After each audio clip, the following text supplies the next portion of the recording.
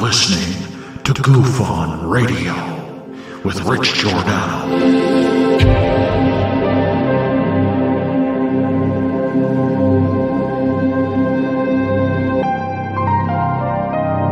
My personal belief is that there is very compelling evidence that we may not be alone.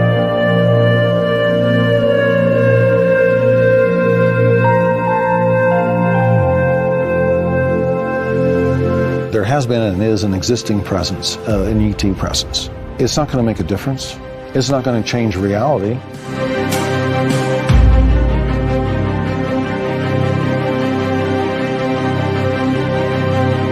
I believe, as do the other folks that were on the flight, that when we visually saw it, that it was something not from this world.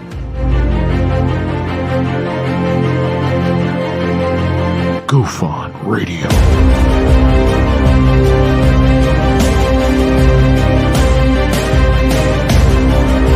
You were either in or you were either out, brother. But the cream will rise to the top, oh yeah. Goof On Radio with Rich Giordano.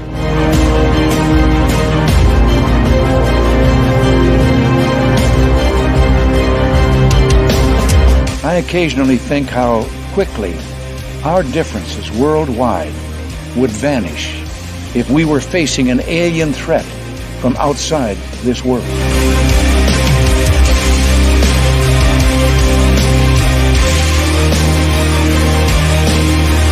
Goof On Radio. Remain seated, please. Permanecer sentados, por favor. You're listening to Goof On Radio with Rich Giordano.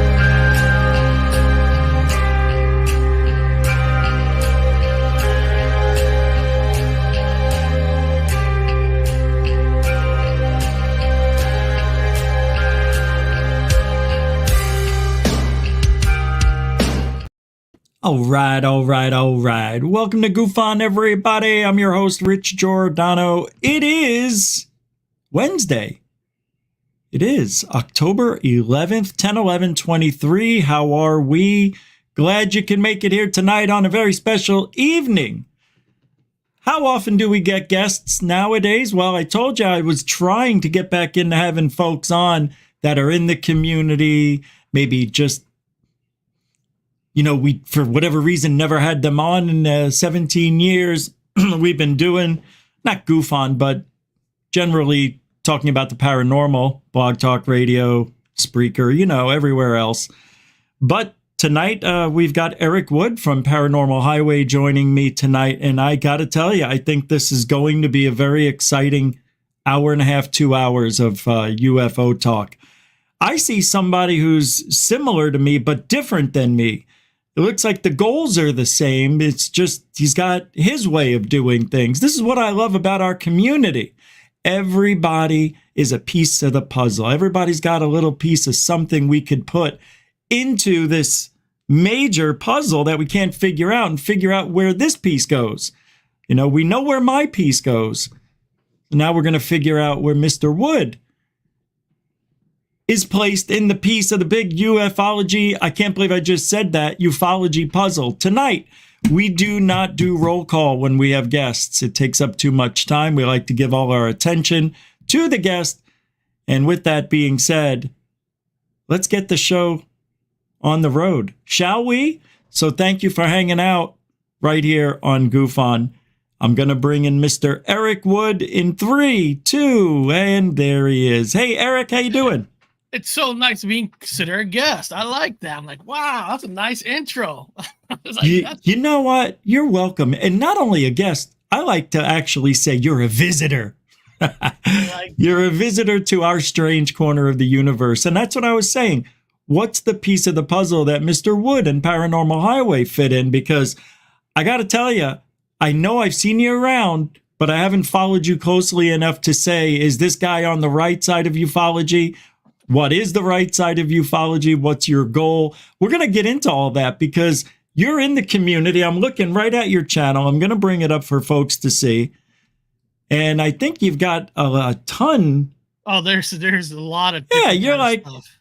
So you got 16 and a half 100,000 subscribers, and that's what I'm saying. That's a cartoon. I have a cartoon series. I know. That is so funny. I can't believe you have this. This is very good. When did you open this up?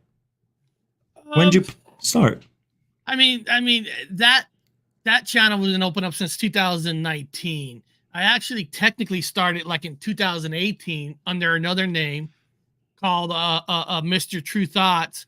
And at the time, I didn't really understand how YouTube kind of works. So yeah, there was twice that my channel got banned under another name because I didn't know what you're not allowed to say, yes, what you're supposed to say, and all that. So it was a learning curve. and what happened, Rich, it was one of your person in your chat actually knew my original name of this channel because I actually had another name before Paranormal Highway. It was called Gypsy Road for many years. Because this was my side channel, and what happened was when my main channel got kicked off, and my brother one day said, "Hey, let's go live on this other channel, your Gypsy Road channel," and it just took off from there. But the reason I had to change the name to Paranormal Highway was, believe it or not, the name Gypsy was offending a lot of people. No way. The name Gypsy offended a lot of people, and there was a lot of complaints to a YouTube channel, and it got to a point where even the YouTube channel sent me an email saying, "We recommend that you change the name of the channel." And it was sad because I love Gypsy Road. The name was meant just to travel. You know what I mean? Like a song, drive all night till you see the light. But I had to change it. Paranormal Highway, same guy.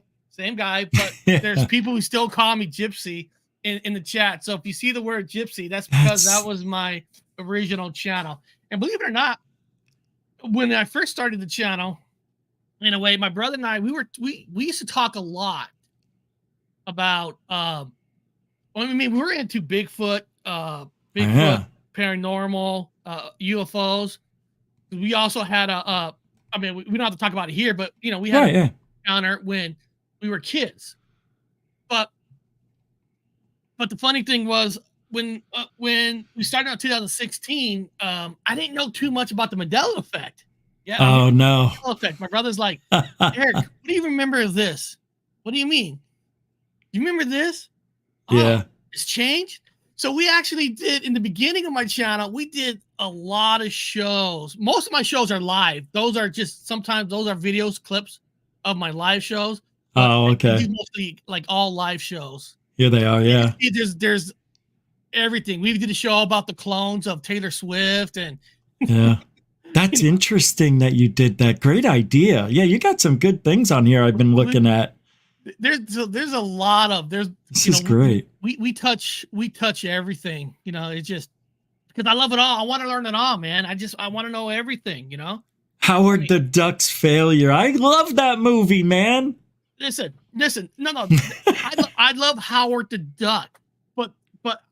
My brother came on there, and Ron, Cosmic Neighbors, came on there. And the thing is, we try to tell people how the failure of Howard the Duck created Pixar, created Steve Jobs when he got fired from Apple because George Lucas went through a divorce, and because Howard the Duck lost all this money, he was forced to sell the company, the computer part of the company, the computer graphics, because Howard the Duck was a failure. So Steve Jobs bought it from him, and of course he created it into Pixar and sold it to Disney for like $3.2 billion. So I mean, so I know people like the failure of Howard the Duck. Yes, the failure of Howard the Duck created this. So there's nothing that's off topic for us. We'll talk about everything. So nothing's off topic. No. Go ahead. No, go ahead. Well, I was gonna say, so is it mainly you created this to talk about what interests you, or did you have an experience that enticed you to talk about it with everybody? Well, growing up, we always been into the three main categories: paranormal, ghost, of course, the Bigfoot, and of course, UFOs. Yeah. But if we want to talk about encounters, the first real kind of encounter that I have had, and there was 11 of us, was actually a Bigfoot encounter. Oh, cool. Because I grew up, now I live in Seattle now, but I grew up up in Fresno, California. And I grew up where my family, you know, we're hunters. I don't know how people feel about hunters, but our family's hunters. Every year we go hunting, our whole family. And one year we went hunting. I was 11 years old at this age. So I was 11 years old. And, you know, with our family, I got lucky. I grew up with two other brothers, no mom. She left when I was a baby, just a father and two boys. And our family has always been open about the unknown, I guess you could say. Every time we go in the mountains, they're like, you got to respect the land, you got to respect the animals, you got to respect Bigfoot. Yeah. So they taught us like Bigfoot like was nothing. And this is true, Rich. I did not know that Bigfoot was considered a folklore story because at my age, our age, there was no internet. Oh, yeah. Bigfoot was talked about like Santa Claus is talked about to young kids. So I remember going to school like, you know, Bigfoot's not real. What do you mean Bigfoot's not real? He's real, you know? But that's funny. Yeah, yeah. You know what I mean? But the thing is, Rich, when we knew he was real and people could take this with a grain of salt, I understand that it's hard to believe a story because there's no evidence what I'm saying. But I will say there was a time that we went hunting, and how we go hunting is like we have a big group. There's like 11 of us. Half the group goes in a vehicle, which is the older people that can't walk, you know, and then the other half go on feet. So basically how it works is about during the day, around 5 or 6 o'clock, the car people and the people on foot will meet up. Mm-hmm. Make sure everybody's there, everybody's counted for. And the idea is not to sound mean that the idea is to move the deer in front of the car. So all right, yeah. I think, you know, it's you know, it's just it's a method to the madness, yeah. It's a system. Sure. So one day we met up around 5 or 6 o'clock. We met up. Everybody was there, accounted for. And I was driving with the people because at the time I was 11, and the teenagers, the 14 and 15, didn't want no 11-year-olds walking with them. Yeah. But regardless, we all get in the vehicle. And there was 11. It wasn't just one person, two person. There was 11 of us. My brother has his own channel on YouTube named Robert Wood, and you know people can verify the story with him if they want. They can. Yeah. So when we're driving down the vehicle, we're driving back to the camp. We still got like I don't know, like 3-4 miles to go, and it wasn't dark yet. It was getting light. And I remember to this day, and I'm allowed to cuss. Oh yeah. I want to make sure. I don't want to do that. Yeah. My Uncle Johnny was in the front. All we heard was my Uncle Johnny goes, "What the fuck is that?" And we heard this noise, and we looked to the left. And I'm telling you, Rich, was not a fucking bear. There was this thing on 2 feet, and it was about 7 and 8 feet. And it was like brown, and it had like a woman's voice, but what I mean is like a high pitched woman's voice screaming in a distortion in an amp, distortion amp. What? So it was like a kind of a vibrate type of voice. And this is no shit. Everybody was there. There's still half of us. They're still alive, thank God. The other half are older. They're already gone. And every young person got out of the vehicle and actually start walking towards it, like chasing it. And the Bigfoot thing starts to take off. And we remember watching them take off. And this thing was not a bear because a bear eventually would go on 4 feet when he's scared. This thing stayed on 2 feet, and it was going, and we're going down in the woods, chasing. I was behind like 3-4 other, because the teenagers, of course, are faster than I am. Chasing it, you heard the noise, you heard the crackling, then all of a sudden everything went silence. I mean, I'm talking about you didn't hear a pin drop, and the thing was gone. I mean, it was just gone. But Eric, when you first saw it, how close was it to you? Okay, so like you got your normal dirt road. Think of a regular mountain. When you got a dirt road, on average, on the other side of the dirt, you got those trees. In the first layer of trees, it was standing between the two trees. So it was close. I mean, sounds like 50 feet or closer. Yeah, it was right there. Oh my God. It was right there. What color? No questions. For color us, was- there's no questions. And then we chased it and it was gone. I mean, I don't know how to explain it. It was just like now this is before we heard just theories about portals and all that. I'm not going to fiction here. I'm not going there. That's all right. Yeah. But it was just gone. And my thing is, some people say, Eric, you probably went into a portal. Well, you got to understand, these Bigfoots are like Green Berets and they know these woods. I mean, they're trained in these woods. These things could disappear just like a person being trained for the military. So I don't think there was no portals. This thing was gone. And I remember one of my uncles running behind us and said, "You motherfucking kids." I mean, he was mad. He was pissed that we chased him. And my brother, my older brother, turned around and was like, "What are you talking about? It's your fucking fault. These guys' fault. You told us that these Bigfoots are friends if you're friends to it." So in a way, we're like blaming them for saying, "Hey, I respect you if you respect them." That didn't really change our life in a way. It just changed it to like, man, we thought our uncles and my father and them were just exaggerating a little bit. Not that he wasn't real, exaggerating. And when you saw it, they weren't exaggerating. This thing exists. Do you remember in the Sierra Mountains, a place called Poison Meadows, where we camp at every year? And of course, over the years, we start talking to other people, talking to other investigators and all that. And what everybody's kind of determined, why did we see it? And to this day, my brother, myself, nobody's ever seen another Bigfoot, never come close to it. But we're asking, like, why did we see it that day? And there's different theories. One of the theories is because we camped there every single year. That was our camp spot. It was during the time where people respected. That's the Wood Founders camp spot. Nobody takes it. So the theory is they kind of knew us because we're always there and we knew them. Yeah. You know, in a way, in a strange way. It's not nowadays. Nobody gives a shit who camped there last. Everybody's stealing everybody's camp spot. It's a total different time. Yeah. But I want to know this thing. You said 7-8 feet tall. Did you smell it? Do you remember smelling anything when you got out?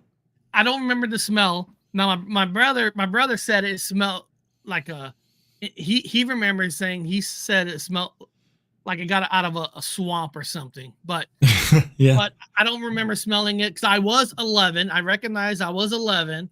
Still, yeah. But to this day, every single one of us that was there that's still alive, there's still 6 of us are still alive. Yeah. One of them will say, "No, that was a Bigfoot." Not one person will say, "I don't think that was a Bigfoot. We think that was a bear." No. Every one of us know exactly what it was and all that. And I wish, what you know now, right? What you know now, you wish that it could happen again now because you know that, hey, let's look for the footprints now. Let's have a cast. There's you didn't do that. Cameras. Nobody had cameras. Oh, this was 1984. Oh, okay. This was 1984. Yeah. 10 years before, stuff. But at least for us, we knew. That's all right. We knew it was there, and I think what we learned from it is that you can't trust. We can trust each other, but you can't trust governments. You can't trust none of that because they say these things don't exist, and we know they exist, and we know that we also learned growing up that we don't talk about it that much to regular people, because especially when we're younger, because nobody believes. Nobody believes in the unknown. Right. And that still nowadays, a high percentage of people don't care to believe. No. And then the people who do believe, they don't care because life is already too hectic as it is. Right. You know what I mean? Like I got to pay taxes. I got to take the kids to school. Why the fuck do I want to worry about if aliens are coming or something? Even though some people do believe. It's hard when you have a full life to be a researcher. It really is. It truly is. I just went on a Bigfoot hunt just like 4 weeks ago up in the mountains. It's on my channel too, but yeah, I saw it. I mean, we didn't catch. There was nothing. But the thing is, it doesn't matter if we catch anything. Just going out there, being in the woods, just sitting there.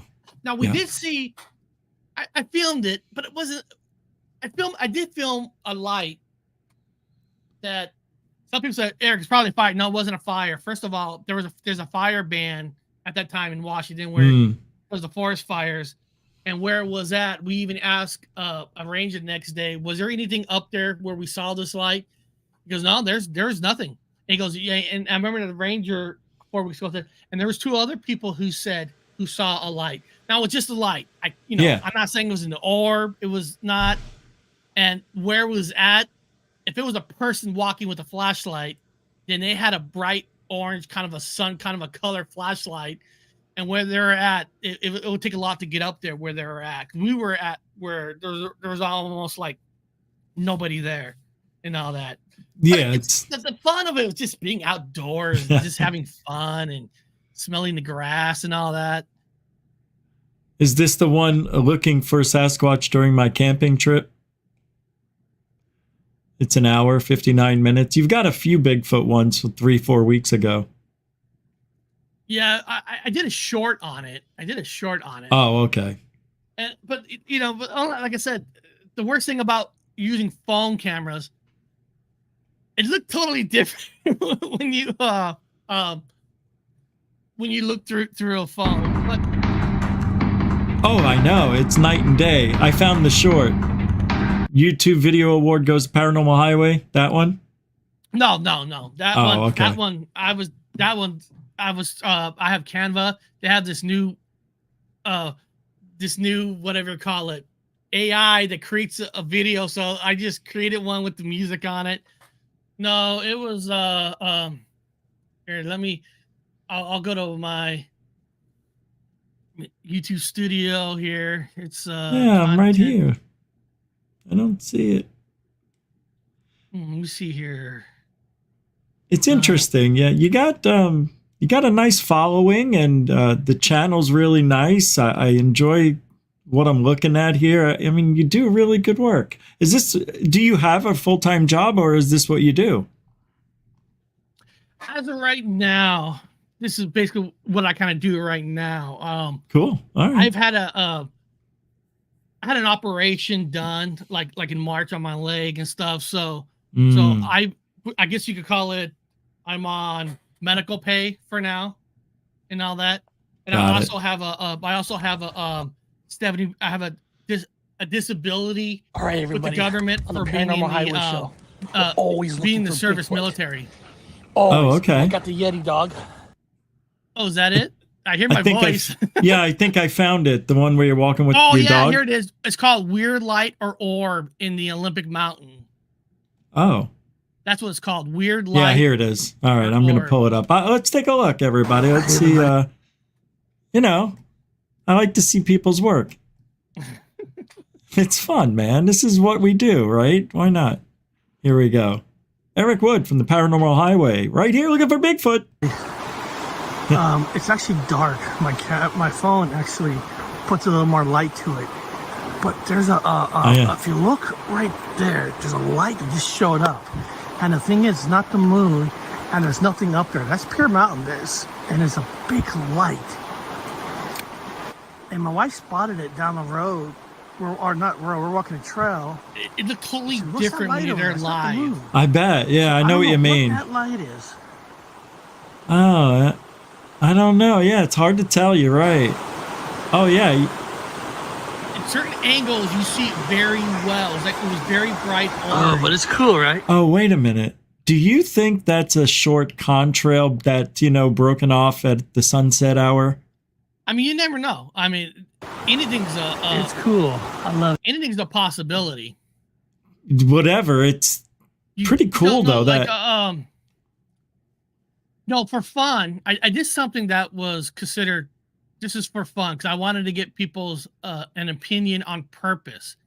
On my community tab, I put this picture up on my community tab of these two lights in the daylight, right? And I did it on purpose because when I zoom in, it's like a blurred light. but they weren't. There were two 747 airplanes, and I was just doing it to show people that you do have to second guess yourself too, because I knew there were two airplanes. I just took it with my phone on purpose, but when you zoom in, it looked like two weird lights where somebody could say it was UFO. I go, no, and I put it on my community bar on purpose, and some people goes, Eric, you caught two UFOs. Actually, I did not. Those were two 747. I'm just trying to show you guys that sometimes, even on the phone, you have to be careful what you're looking at, because phones can take a shape and a light and make it look differently. The only reason I posted that one is because I did ask a couple of rangers the next day. They said there's nobody up there. You can't get up there where you took it, and two other people have seen it. So it was just interesting, It just it all goes into that puzzle, right? You never know when somebody else might capture something similar, and you're like, see, I told you. But just keep doing it. Even if that was airplanes, I appreciate, or an airplane. I like that you're teaching people what mistakes we all make. It's all through trial and error. That's how I learned, all through trial and error. And the closer you can get to the object, man, the easier it is. But you're right about how it doesn't look the same on camera that it does to your eyes, or even through binoculars. It doesn't look the same as a camera. Very frustrating, this field we're in. No, because my wife spotted it. She doesn't look for the stuff as much as I do. You know what I mean? And it is. Is she into this as much as you are? Yes. She has to be quiet about it because she works for the city of Seattle, and she's in a position that they can. Yeah. You know what I mean? I hate to say it. She knows whack, but no, she's always been into it because, first of all, she married into my family, so we're all believers. And she's actually my wife's from upstate New York. It's kind of weird. I'm West Coast, she's East Coast. Oh yeah. And of course, because I was in the Coast Guard and I was stationed in New Jersey, so kind of how we met and all that. So we're all into it. That's cool. She doesn't really have any major experiences. Just she said that she had a few paranormal stuff, and where she lives in upstate New York, in a town called Cortland outside of Syracuse, and all these woods. But there was something cool. But her grandma where she lives in this town, it was in McGraw, Cortland, whatever it is. On her land, she actually has a graveyard. She actually has a graveyard. And she owns it because, I guess, I don't know. It's like all the head cases like 1800s, and she tells us that she hears voices and all that from night. But oh my God, Rich, this is so funny. I have a son. He's 19 now, but my son, he's very forward. Right? And he questions everything, which you should be. Nice. I remember saying with the grandma, she's telling us the stories about she's hearing voices, and she knows it's coming from the graveyard. And my son is like, "Do you have oil that comes in your house?" She goes, "Yeah, it's oil." Well, wait, are you saying oil? Oil? Oil, or what I mean is it's gas. Gas furnace, oil furnace. One of those where the furnace is run off oil. Okay, I got it. Got it. Maybe. And I remember my son was going to his grandma like, voices can carry through pipes and oil pipes and all that. So what you're hearing is you might be hearing your neighbors talking. And I remember telling my son, I go, she's old. Don't make her think she's crazy. Oh no! I mean, but my son might be right. He's right. Voices can carry through pipes, even though the neighbors are down the road. Yep. But you know what I mean. I do. She's 90 years old. But I think that's the thing. When you're a young person, you're a sponge, and when you're older, you become the sponge. But the sponge to the other, you're at the end of your life. It's almost like you open up again before you pass on. Have you, I don't know if you've had experiences talking to people like that, but before they pass away, they, like the night before, 2 nights before, they're like, oh, I saw JoJo, you know, their sister who died 40 years ago. Well, like, why would you see JoJo? Oh, and then the next day, grandma's dead. It's very strange how that happens. And I don't know if it's because of the belief they're in, but I also noticed on your channel, you are into ghosts and spirits and stuff, right? well, yeah, you know, before I got injured with my last job, I was a supervisor for a medical company that's now owned by 3M, whatever. Okay. And when I worked for this company, I'm not trying to sound gross, but the machine that our company did was called, oh my God, forgetting the name. It's a suction that's a machine that they put on bodies to suck out bad stuff. A wound vac. I don't know why. Oh, wow. Wound vac. If you That's an easy know name. what a wound vac is, it's a machine, and we deliver it, we take it, we fix it. Now the thing is, a lot of times I have to do deliveries if somebody's on vacation, they're hurt. So I go to almost every hospital in King County, Pierce County, up in the in the state of Washington. So I go to a lot of hospitals, and every time there's a few times I go into a room to deliver the machine, and usually they're for really, you know, sick people, and some of them will tell me, oh, I thought you were my son. I thought I was just talking to my son. I didn't realize that you. And then I several times with some of these patients, and then the next day, you know, they passed away. Oh. And it happened more than once, and it's like, and not all different hospitals. Wow. And it's almost like, just like when I remember my father, before he passed away, we went to visit him on my daughter's birthday. He was in the hospital, and we walked in. He's like, I just talked to my mom and dad. It was just the weirdest thing. And we didn't know he was going to pass away. We were like, yeah. Oh, wow, you know, we're not medication. But the next day, he passed away. That's on Memorial amazing. Day. Unbelievable. And going to these hospitals. So Man. Could it be medicine? I'm sure some of that can be.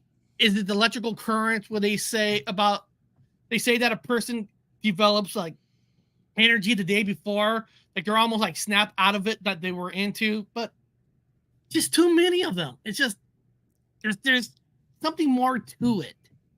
There has to be. There has to be more to it, because I've been going to too many of these hospitals and all that. And like I said, not just one hospital. I delivered to almost 12 different hospitals in the whole Washington area. Wow.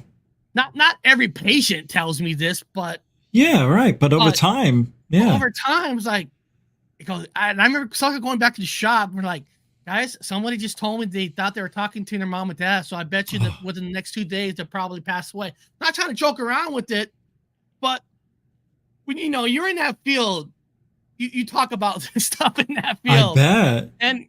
And usually within the 2 days. So there's something out there that I can't even understand. There's a video out there on the That Is Impossible channel, and you see a guy looking at his worker talking to nobody, but he's having a conversation with the person who was killed the night before, just hours earlier. And the guy came in to get a quote to see how much it would be to fix his car. So he's talking to this Mr. Davis, and the guy goes, what are you doing? He goes, Mr. Davis came in and we're talking. He goes, there's nobody there. They were in an accident last night and they're all dead. And he's like, I'm talking to him right now. Stop playing games. He goes, no, come here now. Look at the video. And he showed him, and he's like, whoa, that's bizarre. That's bizarre. Happened a few times on video. People have been caught talking to nobody. Weird things happen. This could be considered weird. I mean, maybe not. You know, when we went to do the funeral, it was going to be done at a veteran memorial. One of those graves, to put it inside of whatever. Well, actually, this part's kind of sad in a way. I have family came down for my father's funeral, and we got the date. My wife calls it a Mandela effect because we go down there. It's that we're here for the ceremony. You know, we're supposed to have the whole ceremony, the shooting. My father's a veteran, and like what do you mean today? You're not scheduled until next week. Like, schedule next week? No, it was today. My wife wrote it down. It was today. I had family down here. And, they came up and no ceremony, no nothing. So, you know what? Okay, we're just going to make it work. We're going to do it ourselves. I go, this is just typical Wood family stuff. This stuff happens, right? Now, it was raining during the day, but when we get there, it stopped raining. And when we get there, we're all doing our speeches, right? We're making, it sucked, right? No shooting, no not, but we have family. The sun came out. It was bright. And we did it all. And then we're like, just sitting around, just talking. We're just talking, like, and then all the cars start to go off. All the cars. And there's nobody walking like, oh my God, that must be Uncle Bob doing this. All the cars is going off. It was just awesome. Nobody's near the cars. Yeah, it could be animal. Yeah, of course it could. Of course. Well, I guess we'll go. All the cars are going off. And as soon as we all get in the car, like the first song was my father was a huge Creedence Clearwater Revival fan. Oh no. And the song Have You Seen the Rain came on. Wow. But as soon as we get in the car, it start pouring. It's just like pouring down hell. Just comes down. And we're sitting here like, come on, hold on a second. We had a sunlight, perfect picture moment. Then the car is going off. Kind of tell us time to go home. And they start pouring down rain. Was it all luck? Hey, maybe. But it's almost like they're smiling, like our family's laughing at us, like you know what I mean? It's too much of a coincidence for all those things to take place. It really is. It wasn't just one item. This and this and this and this. You know what I mean? It was almost like it was meant to be that way. Like they scheduled the wrong day for the ceremony. But when you say the cars went off, the alarms were going off. Yeah, like every alarm went off, and there was nobody walking. It wasn't raining yet. Nothing was hitting it. Could have something caused a chain reaction? Yeah, but not just one car went off. It was like all the cars went off. That's so cool and unreal. Yeah. Being in this field, I've been told that we become more of a beacon to the undead, the spiritual world, things of that nature, because, we're putting our frequency in line with everything that everybody thinks about in this field and whatnot. Do you feel like you're, maybe because you're in the field now, maybe full time, are you having any dreams or any visions or any psychic premonitions, anything of the strange like that? We always have dreams. Now there is some frustrations. Mind Fork's been on my channel before. I see Mind Fork in there, and I've talked to. I have friends who are mediums. They're claim to be mediums. I can't prove it 100%. Like Amber's Paraworld, all that kind of stuff, and cool, yeah. And I do used to ask like you said, we might be open for some dreams kind of stuff, but I think some people are able to talk to the dead. And they said you can learn it. And, guys like us, we are open-minded. We want to learn, but it's just not coming. But there are a lot of strange things. I did a live show one time, and I don't know what video it was. It was long time ago, about a year and a half ago. I can't even remember what video. It was like there was a time I was doing 2-hour shows. I cut it down to an hour. 2 hours is just doing it every single day for 2 hours is getting a lot. But in the middle of the show, about hour 37 minutes, I decided to I'm going to see if I can talk to the dead, because the night before, Amber's Paraworld, after a show, she goes, Eric, can I talk to you after your show? She was a guest on my channel. And after the show, she was like, Eric, you have a person standing next to you. And I don't talk about a person who died in my family. So it was like, she goes, it's a guy, but wearing like a wig, and there's this hole missing, like on the forehead. And because Amber's like, do you know somebody who was like that? I go, Amber, I know people get close to something. I go, how the hell? What you're talking about is my brother who became a sister. You know, actually changed and all that, became a sister and got cancer on the head where they had to take the scope out and like this skin graft for the butt.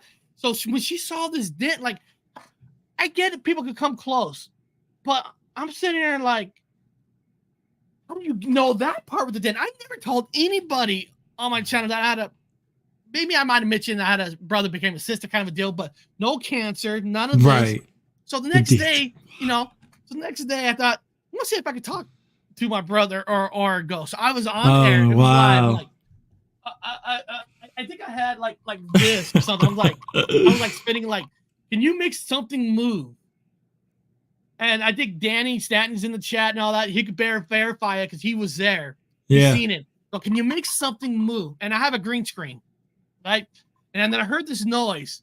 Everybody's like, I was like going to the corner, and then all of a sudden my whole screen like popped off, like because I had it like stapled in the walls. Yeah. I came down live on air. Now the thing was, I asked to move it at that moment in time, and it did on air live. I was so happy. I was so like, oh my god. And I remember one person, because you always got your deniers, not deniers, but people that don't believe nothing. Sure. Yeah. They go, Eric, you probably had it on tape or something, and it just came down. You had it planned to come down a certain time. I'm like, hold on. I'm like, even if I had tape on it, an hour, 37 minutes, and after I asked for something to move, I did it where it's going to come down at that moment in time. Okay, you know what I mean? That's the coolest. And it was just weird because the day after, my friend saw my brother and sister. He died, and there's actually another story about when my brother, sister. It's weird. I know he died as a sister, but I grew up to him like a brother. Yeah. He had this Ouija board, and it wasn't Parker Brothers, the store kind. He had this beautiful, nice Ouija board. And after he passed away, we're like, you know what? We don't want. I played with Ouija boards before, but it's like my brother. He passed away and all that. Let's throw it away. My brother and we threw it away in the garbage. And I tell you, Rich, the very freaking day, it was back in the goddamn room where he passed away. He died. And we went to my wife and them. Like, did you guys fucking move it back? Come on, don't fuck with us. Don't lie. And nobody swears. So we threw it away again. And this is no shit. It reappeared back in the room. Like, no fucking way. Somebody is playing a joke on us. Somebody's doing this on purpose. And there's no way. Because you ain't going to fool somebody. But till this day, everybody in this house says we will not do something like that. Especially when your brother just passed away. Yeah. Now, the last time we burnt it. And all that. My brother had like a cross thing. Like, I don't know doing any magic on it, but he's like, oh man, it never came back. You know, so strange things do happen. You know, they do happen. And the reason I like paranormal is because, you know, it's hard to go Bigfoot hunting all the time. You got to you got to go, you got to drive. You know what I mean? And no offense with UFOs, you know, it's mostly looking up. I mean, versus studying. Oh yeah, the crashes and all that. But what I mean is looking up. Paranormal is almost like it's everywhere. It can happen everywhere. I know. My brother did a investigation. Now, some people got pissed off, Rich, at our investigation because on my channel we did an investigation at the Black Diamond Cemetery, and my brother brought some beers, and some people thought that's disrespectful.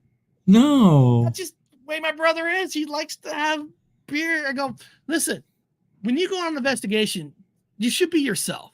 Right. Don't try to you got to be yourself. If you're more of a relaxed kind of person, you like to have a beer or something, be that person. Because I feel that people know fakery.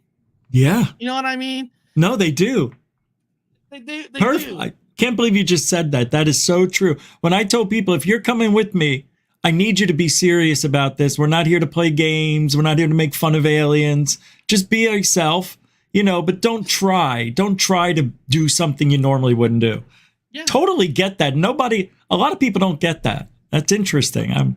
Wow. People don't. Now, No, they don't. When we do some UFO stuff, I live in the town Des Moines, outside of Seattle, where the famous Maury Island incident has happened, where the ships, with the items that came from the ship that broke the kid's arm, killed the dog, and all that. Oh, I remember. Yeah. Yeah, actually, I think this is what's just my opinion. I think that's actually, in my opinion, a bigger story than Roswell. But that's up to the individual person. Just because it happened, that incident happened too much before Roswell. But what I get is sometimes my wife and I will get up on a Sunday and we'll go, let's do the UFO Maury Island trip. And what that really is we go down, we start off the pier like 5 o'clock in the morning. I'm actually putting not like a documentary, but like how we do this trip. We go down there, we look at it, we go out there before everybody's on the bridge where the ships took off, and then we actually drive down to the ferry boat to Vashon Island that's connected with Maury Island. We go outside on the ferry boat, do a shot in the sky, and then we drive down to the famous the lighthouse. And apparently where some of the some people say a UFO actually did crash, not just items that came out of it. Yeah. And we'll go research the grass, looking for stuff. Cool. And all that for fun and all that. You know what I mean? So never know. Yeah. Because you never know that. So we kind of try to do that as hey, in my town, I love my town because it embraces it. We just had a Men in Black. Every year they do a Men in Black party down here in Des Moines because we Put all that know. up again. It's a little blurry. Oh, there we go. I just wanted to get it full screen. There we go. No, it's good. There we go. Oh, cool. The Men in Black 622 birthday bash. Cool. Every year they do a birthday bash. They celebrate it because with this story of the Maury Island is the first story of Men in Black appearing. Oh, okay. I didn't know that. The Maury Island. See, I always tell people Roswell should not be the biggest. Maury Island happened before Roswell. 2 months prior, you had the first Men in Black that appeared on story, witnessing the guy saying, you got to change your story. And then there's stories of actual paperwork of the military at a hotel in Tacoma about the incident. And then isn't it strange? 2 officers came down, truly investigated it, apparently had an item from the ship on a T-bomber, and that T-bomber happens to crash. Yeah. I mean, there's so much there. I know. It's like. Listen, I love Roswell. I respect it, but sometimes I'll sit there and I don't think Roswell holds the candle to all the extra things happening here. I mean, you actually had a plane crash. Officers died on it with this item that supposedly heated up the plane that caused the T-bomber to crash. And I truly believe that because there was 6 UFOs they say they saw up there on this. And then, of course, with the crash, I think the crash in Roswell was part of that 6 that flew over Maury Island. Now, of course, we weren't born. You and I, we weren't born there. We physically, technically don't know because we weren't there during that time. But when you look at everything, who says that's not part of it? They both say the ship's around. I mean, because I asked somebody, how many aliens do you think do come to Earth? Is it more than one? Is it more than one planet? So it's like, Eric, there's different ships. What? There's different clans at the same time flying around flying around the world. I go, listen, they're probably the same clan if you're believing that the stories are real. But every time I say, what if the ship that crashed in Roswell was part of that ship that had a malfunction over the Puget Sound? No, Eric, it can't be. What? How many different clans do you think there are? Yeah. Apparently, it's a thought process. It's one of those things that, But you got to think about the possibilities. You're critical thinking. Yeah, I know. But you're putting pieces together that a lot of people aren't really thinking could fit. And I think you have a good case right there. That's interesting. Yeah. How many clans are there, right? How many different... Well, apparently Planet there's... X, Planet Z, they're all coming within the first same 2 months. Yeah, well, you know why? Because of all the bombs they tested. It interrupted the interdimensional portals. It's true. But if there was a malfunction that killed a dog and broke a kid's arm that actually there is proof that he goes to the doctor, what if that malfunction was the UFO that crashed 2 months later in Roswell? I mean, that's it. It could be. Of course it could be. They never fixed the problem or recognized it. Yeah. Or found out what it was. Why not? I don't see anything wrong with that. And look, 2 months before Roswell, Kenneth Arnold saw what he saw.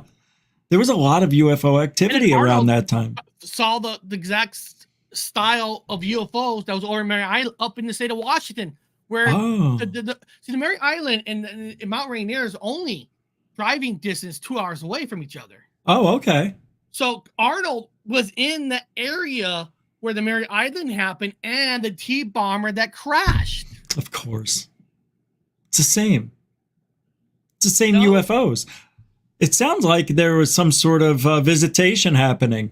Now, could it be secret planes of Boeing? Because Boeing's up here in Washington back in the... Of course it could be. I mean, I was born in 1973.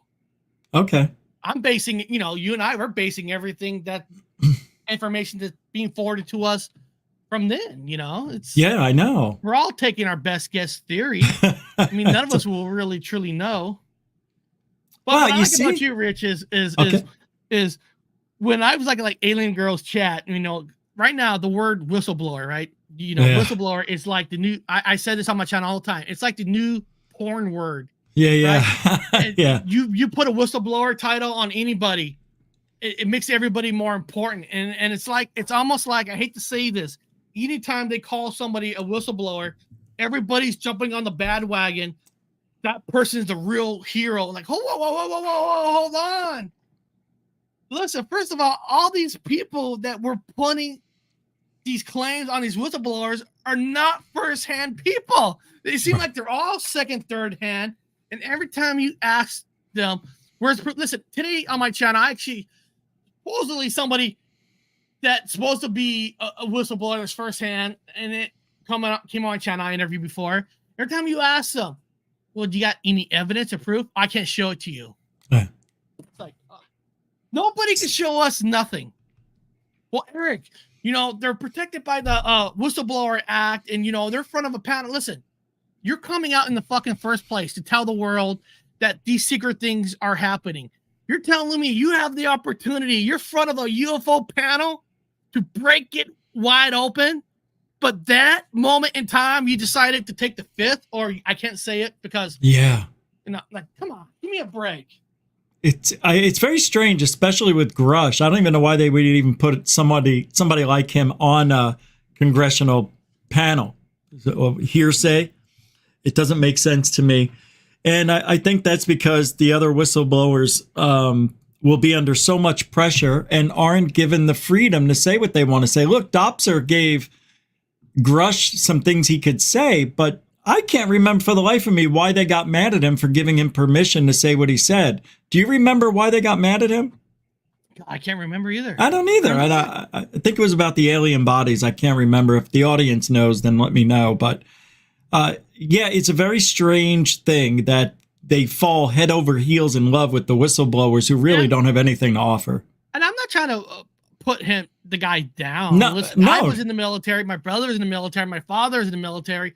Where we come from a military family, but it doesn't mean that you're automatically true, because my brother and I talked about this. Everybody in the military knows somebody that knows something, that says they know something. It doesn't guarantee that they know. My brother says he was on the U.S. Blue Ridge, and his ship went around the world. He said that people make claims that, we're not going to this part of this country because we're here for good reason. There's a reason why we're there. Everybody has reasons why. You know what I mean? It's like all because you're military doesn't guarantee what you're saying is truthful. You're talking to a guy that's from the military who got injured in the military. We all know somebody who supposedly knows something. If it's real, hey, listen, I hope everything that Grush said is 100% truthful. But I just get frustrated because it comes down to the same old thing. Everybody says this, but nobody has actual, real 100% truth or evidence. Would would Grush be considered somebody who's being like, isn't it treason to do what he's doing for any whistleblower to go against their NDA, right? And and we brought that up all the time too. Like when you're in the military, if you're going to be a lifer in the military and you're going to get a pension, you're going to get this. Why would anybody risk to lose all of that? And listen, to this day, Grush never lost his high in clearance. You know, you would think if you're a true whistleblower, wouldn't you lose your security clearance? I mean, I don't know. That's where Dopser comes in. And I don't think a lot of people also know this too. You know, and they're all connected to Jeremy Corbell. And I'm not here to bash Jeremy Corbell, but I don't know if people know this, that anybody who comes to Jeremy Corbell, he makes a contract with these people. So whatever money they make that's based on the UFO story they're telling him, he gets like 23%. Is that right? Yes. He's like a agent. Yeah. You know what I mean? He's like a sports agent. So come to me and I'm going to put my back out for you. But nobody talks about that. He gets a little kickback. If there's a documentary made, he gets first crack at it. He gets to be an executive producer. Because remember, at the end of the day, he is Hollywood. He worked in Hollywood. Yeah. And I brought up numbers before on my channel that before he got into UFOs, he wasn't a successful, what you think of a producer or director in Hollywood that made these documentaries, made money. Right. He was worth, because he came from, nothing against him, he came from his Silver Spoon family. He was worth, I think I had the number, he was only worth like $1 million or $2 million.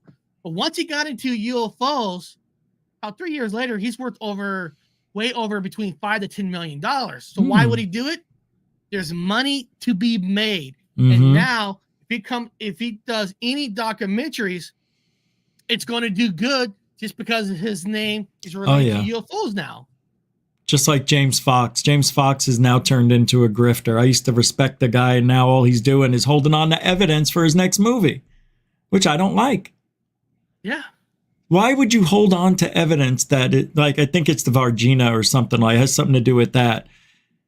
It's very frustrating. Corbell does the same thing. They hold on to it. They promote it. They get everybody excited. And then, it goes viral and they make a ton of money. Tons of money. And Go ahead. No, go ahead. No, he gets like, what? I was just saying, like I said, and he makes 23% of anybody goes to him under contract. So he wins either way.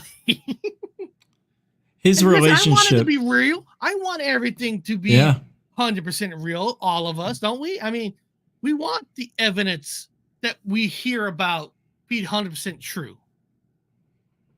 It's not that. I just don't like that we're only getting one side of the story. Nobody ever gets to go on mainstream media that's not Corbell or Elizondo or Mellon. It's the same group of people that keep going on there. And I always tell people, they're like, Eric, have you seen this documentary? I go, a lot of times I stay away from the UFO documentaries because it seems like every time you watch a documentary, it's the same group, different suit. On this one, they're on this one, they're on this one. So what are you actually really learning? Nothing. It's the same story over and over again. They keep making documentaries that are supposed to teach people who are new to the field, it seems like. But what else can you do? It's hard. It's hard to make something original nowadays. It is. It is. I mean, it is. And you're going to be criticized no matter what. I mean, tomorrow you could come out with the biggest proof UFO. But there's going to be those people saying, "Oh, that's fake. That's not. That's, you know what I mean?" It's to be in the UFO field of all fields, you really got to have strong skin. because I've seen everybody's is ready to say that's not real, that's fake, that's real. You know what I mean? It's a field that it's you got to have thick skin. You know, the biggest problem I've seen in the paranormal field is not that people. We all know anything could be faked. We know that any film or video could be faked. Problem that I see in the paranormal field is it seems like in that field it's the exaggeration. I know everybody can exaggerate somewhat, but I feel that if you exaggerate too much, that's the same thing as falsifying or lying. Like, I got nothing against Ghost Adventures. I use them as an example all the time. If you look at Zach, he's always scared being tapped, always exaggerating about hearing a sound and putting in that word. And I say, listen, when I was a cable guy, when I first time put a 32-foot ladder up on a pole, when I went up the first time, my heart was pounding. It was. I'm off the ground. One fall, I'll be dead. But you know, after a few years, it's nothing. and you know what I mean? So like I'm watching like Ghost Adventures on TV and stuff. Like, we should be a little immune to some of this stuff. That's what sells, though. I just found out that they fake stuff. I don't like that. I can't believe that they're actually. I mean, I had a feeling they were, but I guess that Aaron guy, you know, the guy with the beard, he came out and talked about how they fake stuff. I don't really appreciate that because I thought they were at least one of the few respectable TV shows out there, but unfortunately, nobody is. You know, it's unfortunately, depending on the field, some things are easy. Like when you hear that certain sound, that gray sound, and then one person goes, "Oh, it said get out." Then everybody else thinks, "Oh, that's what I hear too." Yeah. You know, people plant things purposely to make you think that way, and then they got you. You know what I mean? It's like it's one of those simple tricks. But listen, the truth is out there, and we're here to find it. And it's gonna come from people like you, people from the chat. It's not going to come from the government. And Rick, that is also, I don't understand. Everybody in every community always says, you can't trust the government. You can't trust them, right? You can't trust them. But when a UFO panel comes on, it seems like everybody wants to trust the government. It's like they expect the government to come out and tell you the truth. And it's like before the panel, everybody says you don't trust them, but it seems like they think they're going to come out and tell you the truth. Wishful thinkers, you know, people want to be the first one to say, I told you so, when everybody's just getting, you know, being lied to. Yeah. But hey, don't get me wrong. If I always say this, if the UFO panels, even though I have not learned one thing new from them, but if it inspires people to investigate, to look into things, hey, I'm all for that. That's a win. You know, that's a win. Yeah. And every time I talk about these UFO panels, everybody's like, well, Eric, you know, okay, it doesn't. I'm just giving my opinion. Like I said, the UFO panel, the very last one that they had, Tim Richard in that group that was up there. And then there's a UFO panel before them. And I said, you know what? Those people that was on this panel should went on the panel previously. Like, what do you mean by that? Because no offense to the people that was on this last UFO panel. I don't know all their names. But all those people like Tim Richard, I tell people they don't have power. No. Like, what do you mean they don't have power? They don't have power of insight to really, truly make changes. Yeah, they're putting it on TV. They're making people aware, which, I mean, I guess that's a win. But at the end of the day, they have no power because when that one lady who speak, I don't know her name, she's like, when she's talking to Cross, she's like, I could tell you after the panel. I'll tell you after this. To this day. Oh, yeah. You haven't heard nothing. It was almost... Well, no, almost a shit show because I was watching it, and every time they're asking good questions, I can't think about it. And then watching Tim and them, okay, they just move on. It's like whoa. I have watched government panels when they say that they kick back hard and say, "What do you mean you're not going to tell us?" Yeah. Well, on that panel, every time those people in those chairs say, "I can't say nothing," they just move on like nothing. It was like a softball game. Because they don't know anything about the ufology community, the history. They can't rebut anything anybody says. Yeah. So they move on. They don't know what to. They're just looking at their bullet points. Oh, that question's next, because they don't know. No answer. Right? No answer. No answer. Yeah, pretty much. You can't answer that. I thought you're here to tell us about the secrets. It's like, oh, I guess we're gonna have a panel without secrets. But it's like they don't even know to say that to them. It's like nobody knows what to do when it comes to UFOs, and I don't blame them. It's not on the top of their to-do list. No. It's almost as if everybody's being forced to talk about it and doesn't really feel like they want to talk about it. When you look at Kirkpatrick at Arrow, that guy looks miserable when he has to come and talk in front of people. He doesn't want that job, I don't think. I think I laughed so hard when that guy from Arrow, when he's talking about, we're making waves and all that. Yeah. And then he said, I can't remember what he said exactly, but he said like, yeah, but we're still not allowed to look at files. And I'm sitting there like, whoa, yeah, something like that, right? Hold on. You're going to create this Arrow group, taxpayers' money, and saying this is the group that's going to investigate it all, but they're not allowed to look at all the files. Then what the fuck are they there for? So they can look at this file, but they can't look at this file. What? Makes no sense. And nothing against Arrow. If they're not allowed, they can only do what they don't know what's in front of them. If they truly can't look at all files, actually, he should have kept his mouth shut. Really on that, but he said it. He said it. I'm like, so he can't look. They can't look at all these files, and so what are we doing here? Since TTSA got here and Elizondo joined in just a year after, where have we gone? That was the changing of the guard, apparently. When TTSA started, we were going to get the new ufology. And we have really gone backwards. Even though... Really have. And then what about that shit show in Mexico? Oh, no. You mean the mummies? Oh, God. And there's people still believe, oh, Eric, but they had the doctors, they x-rayed it.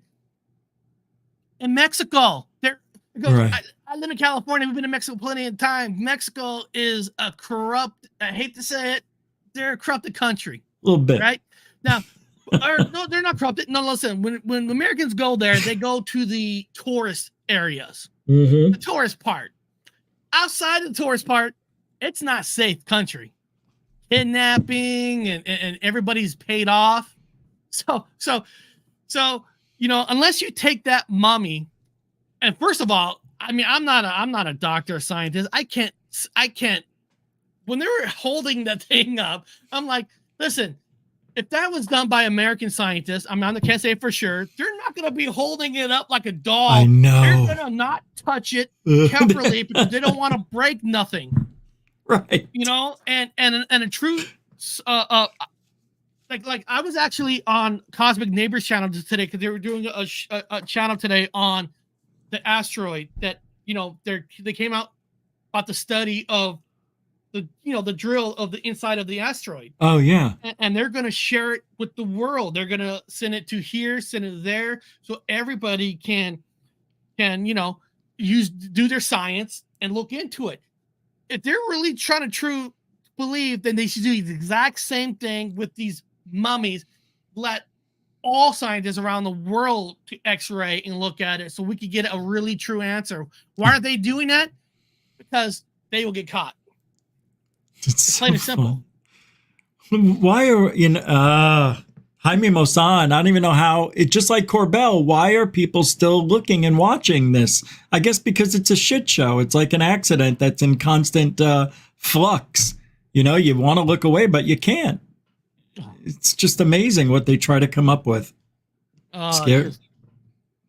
According to Corbell and Greer and other people in the community, they think disclosure, if it doesn't happen now in the next couple of 3-4 months, they don't think it's going to happen for a very long time. Have you heard that too? I heard that, but it's not going to happen in a very long time. It's still not going to happen. Why do you think they would say that, though? It's always, I don't know. It's always like when people say next year is going to be the year. Next year is going to be the year that aliens are going to land. Next year is going to be the big year of the earthquake. Next year is going to be it. The world's going to end. Everything is happening within the 4 months to a year. And when that year comes, it's going to happen next year. It's going to happen next year. And it's just like everybody keeps saying it's going to happen. You know what? So you know when I'm at my part in life because I'm not a young guy no more. Listen, if it happens, fantastic. But I'm not going to hold my breath for any expectations. The only thing I'm looking for is when I watch these things is maybe there's going to be a slip up. Somebody's going to say something they shouldn't have. That's the only thing I'm looking for, because if they tell us something extra, fantastic. But I don't have high expectations, because when you do that, when you're let down, you know what I mean? It's just like you're so pissed off. It's like, why am I getting pissed off? Do I really think the government one day is going to wake up and say, here you guys go. Here's all the classifieds. Look it all up. How long you been in? I still don't believe all the presidents know. No, of course not. No, there's one president that I do believe that knows more than everybody else, and that's George Bush Sr. That man was in charge of the CIA. That man is a lifer. You know. Oh yeah. No. You're not gonna tell like a guy like a Trump who's not a true politician everything. Oh yeah, by the way, your president. This is what really happened in Roswell. This is what really happened. Now, Joe Biden might know some stuff just because he's been in office forever. You have to be a lifer probably to know kind of stuff. Because why would you tell any new kid on the block who just got into Congress like, oh, you're in Congress, you got voted in? Here you go. This is what happened in the world. It's not going to happen that way. There are departments in the government that only certain people know about. So you do think that we have a ship or something that, like Rush said, maybe alien bodies in captivity, dead, but do you think we have that evidence? God, that's like the ultimate question. Yeah, I know. I do believe somewhere with all the crashes that we heard about, I do truly believe that there was something. And now, I'm not saying the one that Grush is talking about. I think Grush, no offense, I think Grush, it's all money game with him and Corbell. I don't believe anything that comes out of Grush's mouth. I really don't. I hate to say it, but I don't. Secondhand, thirdhand. I don't even think there's really a truly secondhand story with that guy. I just think he got in with Corbell, and he wants to make money and fame. But listen, I truly believe that T-bomb crashed with Maury Island. I think there was an alien on that ship, and they crashed it on purpose. But that's just a personal belief. I can't prove it or nothing. That's just an inside thing. There's never been a story. The only story that's been on there is they had an item that came from a ship that heated up. I think there was more than an item. I think that might have had a body. You said earlier, why would they risk their pension, their retirement? Well, I tell you why. Because they're going to get a career being a speaker about UFOs. Yeah, bingo. If you're going to lose everything, you're not going to go. I'm not saying anything about your channel. They're not going to go channels like ours. They're going to go with the Corbells that has the connections with the Fox News, CNN News, because he's a spokesperson.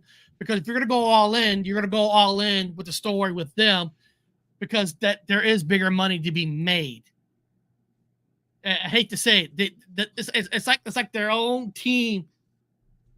You know what I mean? They're their own team, and they're always going to continue. Everybody's like, how come everybody goes Corbell? Because if you're going to try to make money off of it, you could get in. That's where you're going to get in with the George Knapps of the world, and all them and all that. That's where the money is. It doesn't matter if they get caught, right? Because it doesn't matter. Their money, they already made the money. They don't have to give it back. It doesn't matter to them. It doesn't matter. Because when they say, no, it was true. The government is just making that stuff up, so you turn against us. And people will believe whatever they hear. Once a person becomes a gatekeeper for them, they're gonna believe that gatekeeper no matter what, even if they exposed everything. What was that one guy's name is? That not Bob Lazar. I know Phil Schneider, who did get sued and get Terry McKinnon. Goody. Who? George Goody. George Goodall. When he got these brain freezes. Jim Goodall. I'm gonna look. It'll come to you. Corey Good. Corey Good. Yeah, Conundrum got that.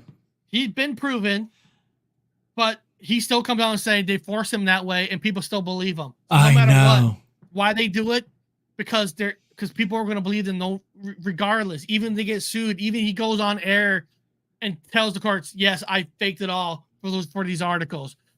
Then he goes behind the scenes. I was forced to do that, and people are still going to follow them no matter what. So it's like you make money for telling the truth, for lying. Then you make money for telling the truth, and you make money again for lying again, saying, "Well, they forced me to say that." So if I'm hearing you correctly, you don't really trust Corbell or Knapp or or Elizondo. Who do you trust in this field then? Other than yourself? I trust people, the blue collar people like ourselves. Oh, okay. Good answer. Yeah, me too. Everybody comes out are lying. I just don't. I don't believe in Hollywood. Hollywood, and no offense, Corbell is part of the Hollywood, and they all become there. Here's a good example. Like Tom DeLonge. Tom DeLonge's heart. He loves the UFO. He really truly wanted to discover the UFOs, and his heart was in the right place. He wanted to expose it.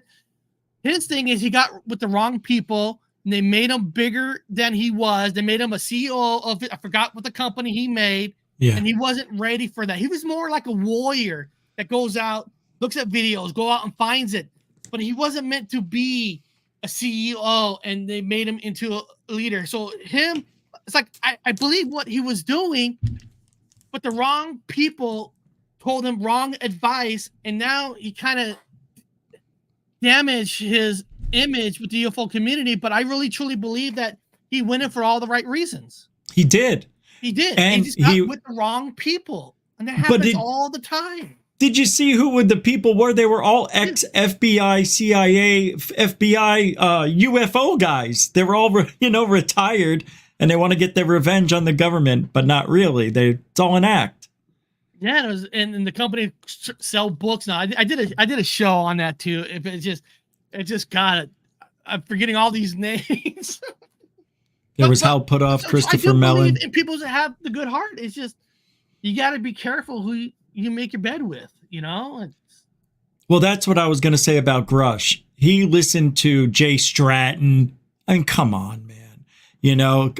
Greer, Corbell. He listened to those stories that we've been hearing for decades. And then he fell for it. And then he's like, look, the money's not going to where it should be. You know why? Because it's going to the black budget program. That's for UFOs. David, you got to do something. You're the one who can go out there and do it. And he's like, I think I can. And they're pushing him. Yes, you can. He believed he could do that. And it didn't work. It's not working out right now. The government pushed back. People are saying they're standing up next to him, but a lot of people don't like him anymore. It's not worth it. He is making a documentary, and I know. He is making a documentary, and I'm telling you, it's going to make money. Oh, he'll make at least 100,000 minimum on that thing. Easily, yeah. That sucks, man. And the guy didn't do anything. That's what makes me so angry.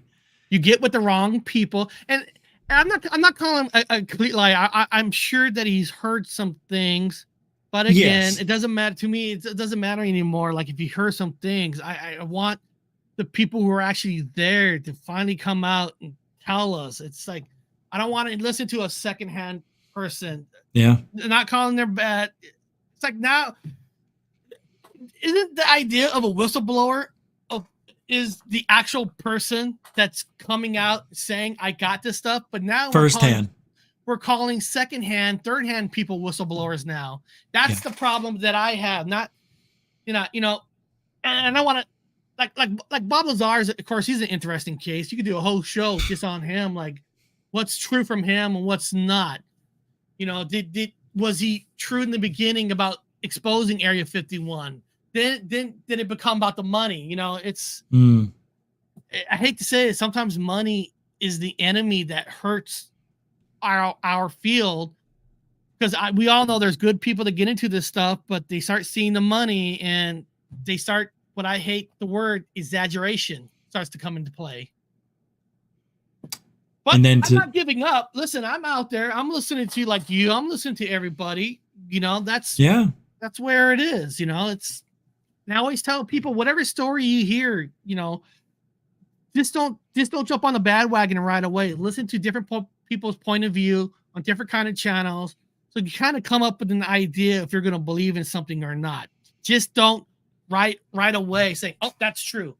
Listen to all the sides. You really, I know it's cliche, but you do got to do your own research and listen to everybody's different point of views, because when you start doing that, you can write down, this person said this person. All right, I think there is some truth here. You're just going to listen to one person, then follow the source. Like you say, you always got to follow the source. Follow the crumbs. Follow the money. Follow the money. Follow the source. You know, the truth is out there. Listen, we're not the only planet with life. We know that's common sense. We know there's life out there. Of course, the question is, have they visited us? I remember my brother's like, man, Eric, for UFOs that come to this planet, they sure crash a lot. I'm like, oh, no. I know. Apparently, there's over 100 crashes. You're like, I never thought it that way. They do crash a lot, man. For these ships. That's because I think it's us working on the what do they call it? Back engineering the craft, and they didn't fly it right. That's what I think those crashes are. I don't think it's aliens. Yeah. I don't know. But they've been crashing apparently since 1890. So, but you know, we'll find the truth someday. Hopefully, we'll find it before we pass away, right? That's the thing. I was hoping maybe something would happen in the next 20 years, but I don't know. Do you think that the government one day, out of nowhere, they're gonna open up their classified and say, "Hey, here we go"? No, they can't. Until they come up with a way to have free energy incorporated into the world, that's what I think once they get the weapon they need and whatever else they feel comfortable with, that's when I think we'll have the answer. But I think they need to have the threat of an alien invasion, of an unknown that we can't track, detect, monitor, examine. We need to have that fear so we can get the money for the defense contractors go to the black budget programs, which now may include NASA in all of this too, which is interesting to me because NASA, you can't trust them either. Oh, yeah. Another bullshit. Bill Nelson. I always laugh when I watched NASA today, which, you know, like I said, the stuff that they're experimenting with the asteroid, with the stuff inside it, I'm all for that kind of stuff. It's cool shit, yeah. But it is funny. Sometimes I hear NASA, we are actually now going to study these UFOs ourselves. And I'm sitting there like, aren't you studying the space anyway? You got the satellites already up there. What were you doing the last 65 years? All of a sudden now you're going to investigate it? Shouldn't you already be investigating? You got the more equipment than the military does in the skies. I'm like, when I hear them saying they're going to take it seriously now, what, we weren't taking it seriously in the past? I mean, it's... What if they're doing this now, coming out, trying to be transparent because something is imminent? Maybe they got a message. Maybe aliens are making their way back here after a couple of 1,000-year hiatus. You know, I don't know, man. Or, you know, maybe they're just telling us enough to keep, like you said, keep us at bay. Yeah. We'll tell you a little bit here. Oh, we're going to release some of this to you guys. Oh, that's the stuff that's on the borderline that should have been classified, declassified. They know the ones already that they're going to say, look, we are going to let you, the public, see. No, come on. We want to see it all. But, you know, sometimes I think to myself, are they really that smart? Or are they that, you know, because sometimes you sit there like, these are the most dumbest people in the world that's in charge of the governments. But, you know what I mean? So it's almost like you can fall down a rabbit hole like, are they really that smart? Are they really that dumb? Because sometimes I'll sit there and say, these guys aren't smart enough to think of all this to try to trick us. But, you know, why would they, you know, it's a slippery slope. You know, when you're younger, You know, when you're before you hit 20 years old, you think these people in the Congress, the president, that they're smarter than us. You know, maybe in the old days, they used to represent better than they do now. You know, more presidential, speak better, you know, not falling down, going upstairs, tripping over their words, or making strange comments, orange color, you know, whatever you want to pick on. It's been strange. Yeah, it's been a shit show. We're watching true live reality TV for the last 12, like 20 years. It's been unreal. It's been the most unbelievable thing I've seen in my life. And here we go again with the two presidential running against each other again. No, I'm not saying anything against people's age, but come on, we need some younger blood. They're both old, yeah. I think they're both too old. Surely, I don't want to offend anybody, but they're too old for that job. I don't want anybody over 70 being there. No, 70. You don't. Because you got to understand the landscape, how things are changing. You know, young people are not like us. You know, we rode bikes out there. Bikes were our computers. Nowadays, people do VR. They play games all day. It's an like we're doing, talking to everybody from a computer kind of a way. You got to have that kind of a mind frame. Like, how are we going to make the country work now? How are we going to make it? Everything has changed more electronically. More people are staying home versus being out. So the restaurants aren't going to be bringing in that type of tax money anymore that it used to be. It's going to be more deliveries. You got to have people with that kind of a mind frame to really fix it. Issues can be fixed. You got to have that younger person who knows how society is nowadays. Biden, every time I cringe anytime he talks to someone from another country because he forgets their name, he forgets to shake their hands. He's running into a poll, or he's reading the wrong cards. It's sad. It is. And of course, don't get me started with Trump, the guy who has to read a book for dummies and say anything. It's not any better. It's like, oh my God. It is a shit show. And we're expecting that type of government to tell us the truth on classified information. How would you do disclosure? The president's going to release it. Well, okay. No. Technically, the president's not the one who's releasing it, but he's got major power on things behind the scenes that can get released or not. How would you do disclosure? Oh, if I was in office?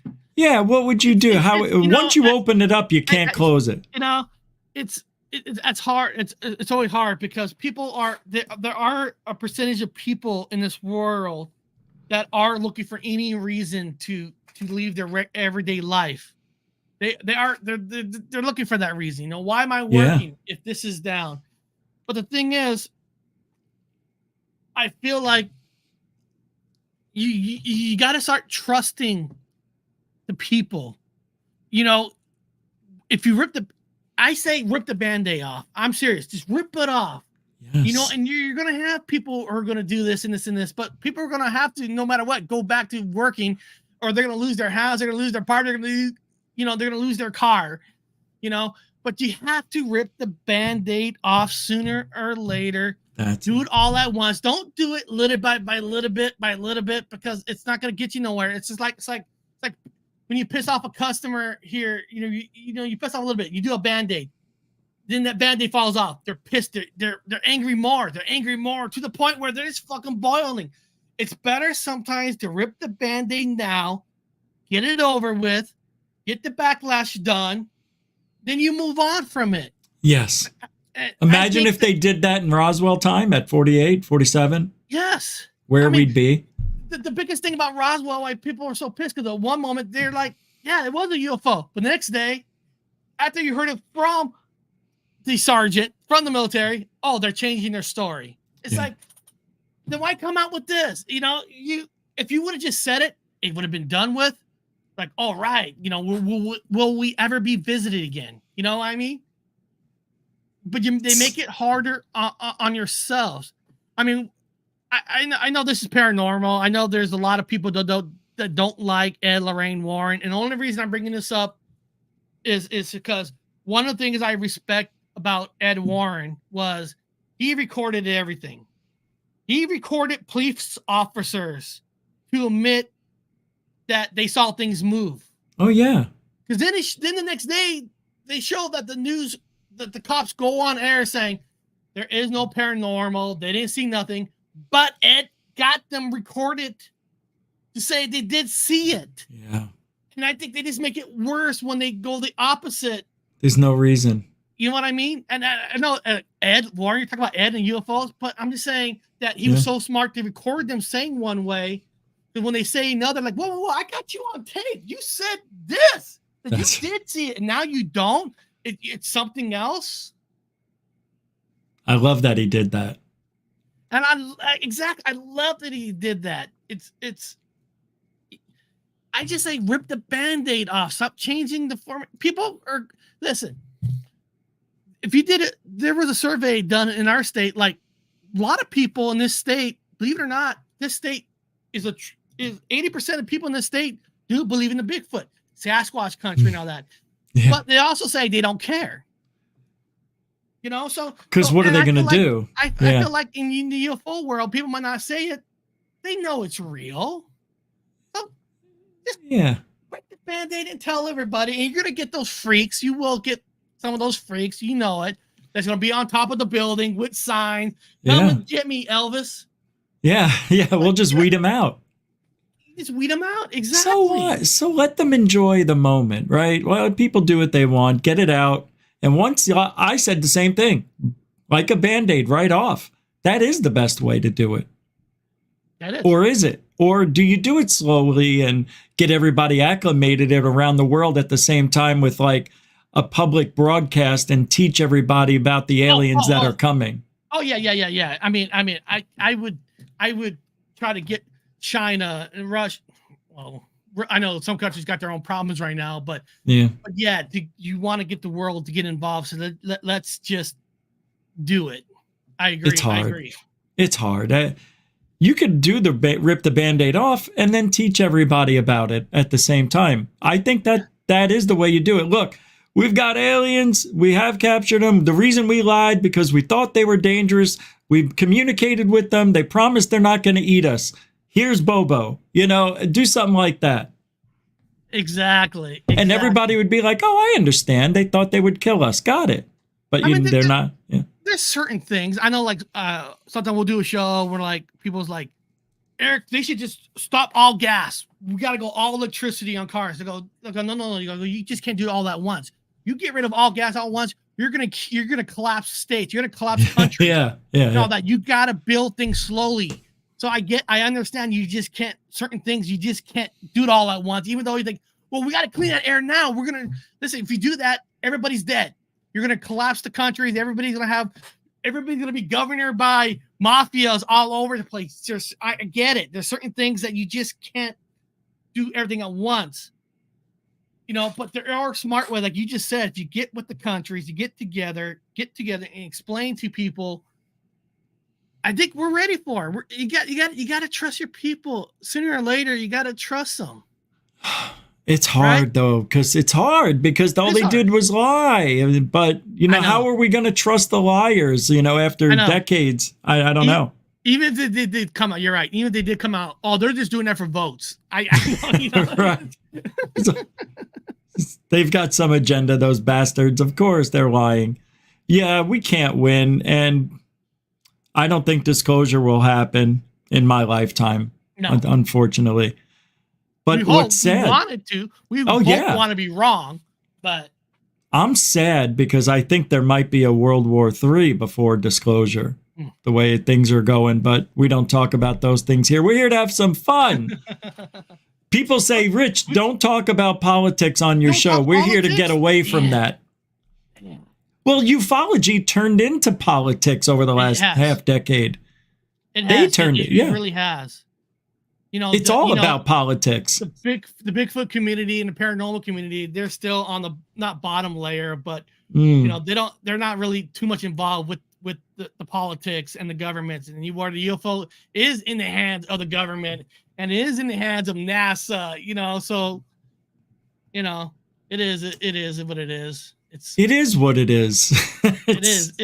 It's not fair, is what it is. But that's what we're doing. We're trying to do what we do and tell everybody what we think the truth probably is, and most likely what makes the most sense, considering nobody's giving us any evidence. So before we go, because we're running out of time, unfortunately, it flies by when we're talking for the first time. Holy mackerel, I forgot what I was going to say. Do you care about the whistleblowers, the 30 or 40 that are... Do we need to keep hearing these stories over and over? For me, no. When I see a whistleblower, I'm like, until somebody shows us something, right, I can almost care less.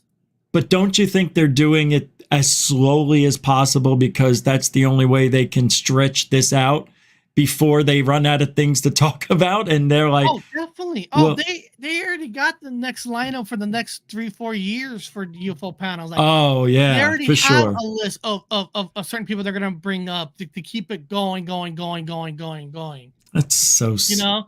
But technically anybody could be a whistleblower. I hate a janitor that's cleaning the floor could overhear somebody in a room talk about, hey, we're gonna keep the secret alien. Oh, he's a whistleblower. I mean, anybody could be a whistleblower nowadays. It's we're giving that word out to anybody. It's like almost make a plaque. Dude, you and I can make money making plaques like, oh, you're a true whistleblower. Here you go. Here's your certificate. We could. Anybody could be one. It's almost like I can never believe anything at 100% unless it's happening to you. You know, until a day that a UFO ship lands in my backyard, I shake hands with an alien. Nothing's ever going to be at 100% until it actually happens to you.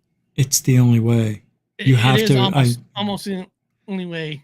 But you and I know that we both can have an alien. We can shake hands. There would be people saying, that wasn't an alien. That's a man in a suit. Yep, of course. Why would anybody believe what anybody says? It's horrible, this field. Well, you and I, maybe we can, keep doing what we're doing. You seem like me in a lot of ways. You're a critical thinking person, it sounds like to me. I think you got a grasp on what reality is and what the government's trying to do.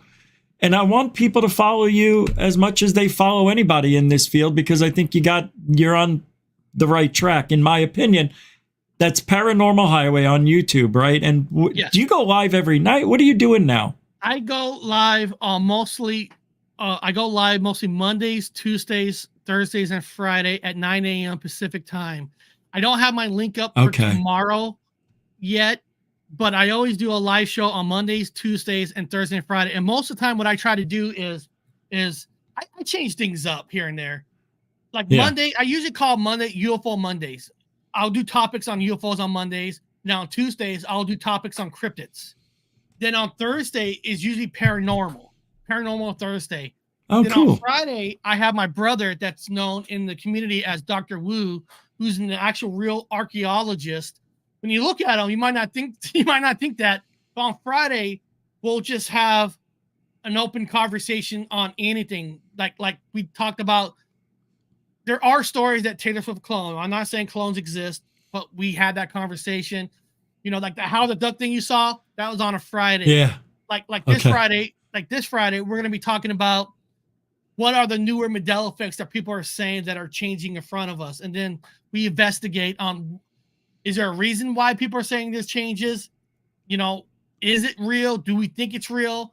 We have open kind of conversations like that type of deal. It's last Friday, we actually had a great show on this topic on whistleblowers. We had a person named Ron who actually gave us the exact definition.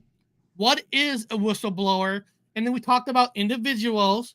Like, does this person technically follow under the law that presents itself? So we did it. That was a great show last Friday because we broke it down by law, not like what we want it to be. Like, okay. So did Grush fall under the definition of a whistleblower?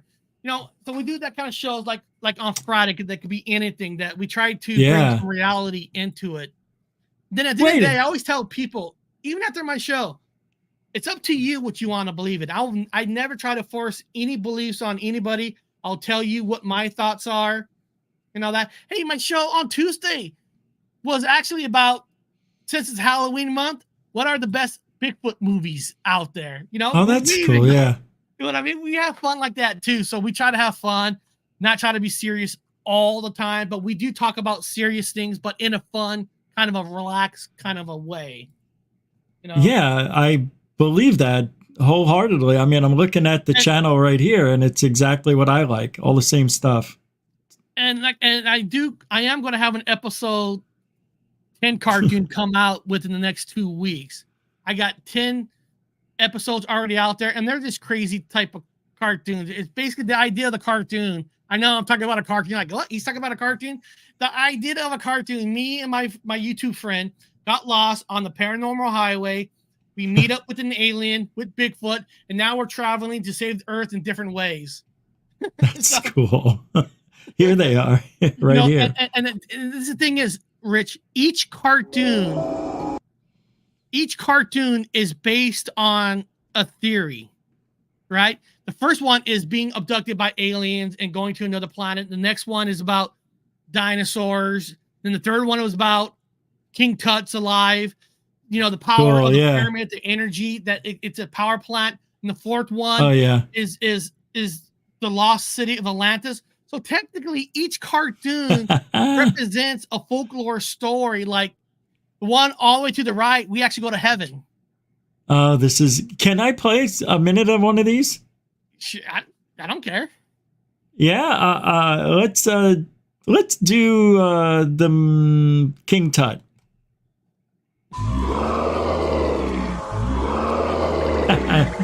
Wait a second. You made all these? You said. I have I write the story. All the stories is me. I have a friend that I actually give him cash that create the animation per my story, and then once I get my cartoon, I get voices that are from other YouTubers out there, and no way. Yeah, we just put it together and just. How long does it take you to make what? We just it's for fun because the thing is, I was sitting there because everybody's making a documentary. Right. It seemed like everybody's making a documentary, and like I don't have time for a documentary. I said, well, since I can't make a documentary, I'll just make a stupid 2D animation cartoon. No, these are great. How long does it usually take to make a 7-minute video like this? Like 4 or 5 hours? Actually, to fully get one done, it takes about 3-4 weeks. How many hours you think? Like 100 hours? Oh God! For animation part, the making of the animation, yeah, it takes the person about a week or 2 weeks to complete the cartoon to my story.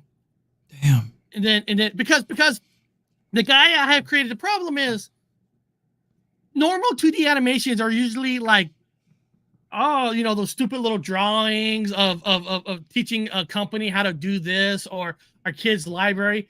Yeah, I hear you. I'm pushing the element to the guy like, I need this. I need this. I need this. You know what I mean? So it's... Yeah, so you kept adding to it. I need it this way.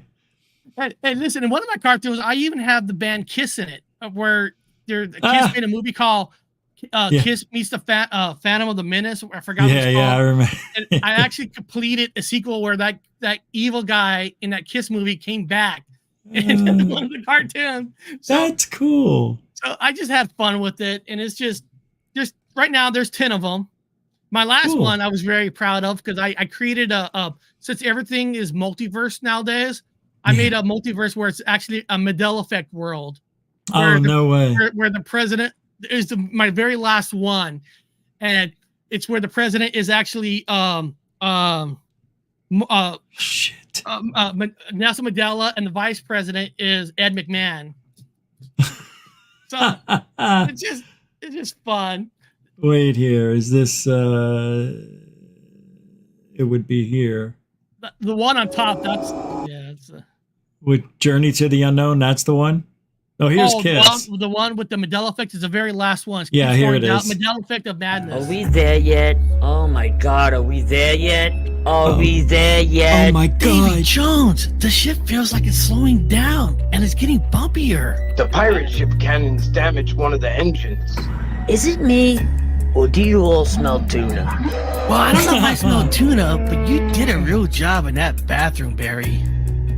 The tuna smell is getting stronger. They're definitely gaining on us. You know how much money space sharks can get us on the market? Space we can make sharks. millions back on Earth. Why? That's cool. Oh no! It's space sharks! And look, Okay. they're hungry! Let's send yeah. out Ninjo. Ninjo, activate weapons. Weapons activated. I'll This take is care cool. of this. Weapons not penetrating dermal tentacles. Can we outrun Jaws? With one engine left, we'll try. Oh no, the mag is catching up to us! We can't outrun them! Look at that. Space is breaking apart. Uh-huh. We can make it Oh, there. cool. Looks That's like the Mandela Earth, effect but the world. continent Ah. shapes is different. With one engine left, we'll try. Ninjo, more power to the engine. Maybe there's Bigfoot ladies there. All right. We'll stop it there and leave the suspense so everybody can go there. I Yeah, put the link to your people channel watch in the... When people watch it, when we land on that planet, you'll see the Kit Kat army. You'll see me battling. You'll see me battling Darth Vader in this That's Mandela funny. effect type of world. So it gets a crazy story, but they're fun. They're very fun. They're just I like it, man. I like what you're doing, man. That's original, at least. It's funny. Yeah, I Oh, can't it believe is. you It- use...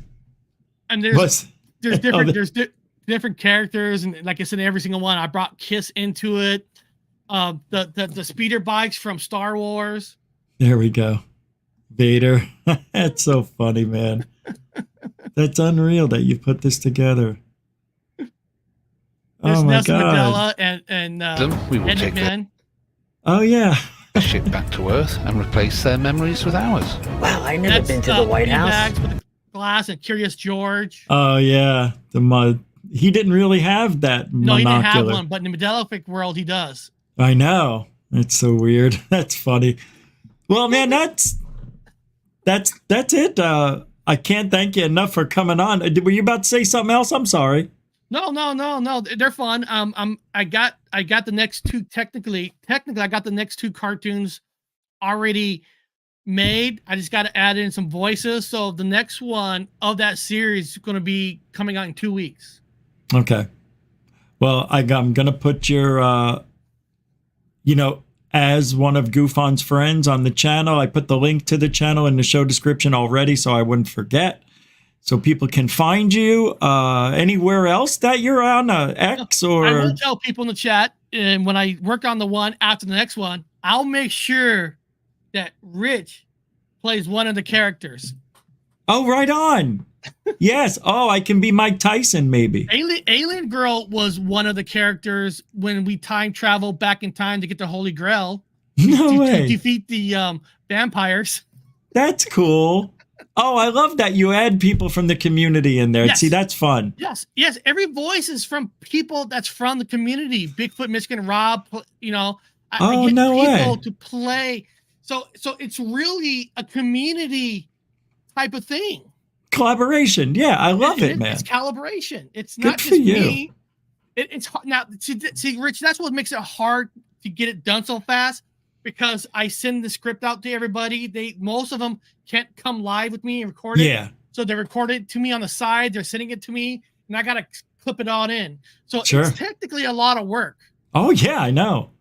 That's why I asked, because I know how long the it could 7-minute, 5-minute thing you're seeing takes so many hours behind the scenes to get done. It's well made. I could already tell. But It's very well done. Yeah. My main thing is on YouTube. I mean, of course, I have an account with Twitter because I'm on Twitter. I'm on. Oh, good. But if anybody goes to my channel, goes to my description, it's all there. Oh, you want to okay, follow good. me on Twitter or God, Twitter's X now, TikTok, it's all on there. So I hate that X. Just call it Twitter. yeah, whatever it is. So I'm all on there, but my main thing is Here here. we are. My main thing is live shows. And like I said, I don't have a link up for tomorrow, but tomorrow's Paranormal Day. And I was thinking about doing something on paranormal movies that have a true story to them. Oh, Because good. Halloween's coming. So I thought that'd be kind of a fun angle to go into for Halloween this month. Oh, that's a good one. You know what I was just watching yesterday? Don't Breathe. That was a good movie where the kids break into the house, steal the money from the guy who couldn't hear.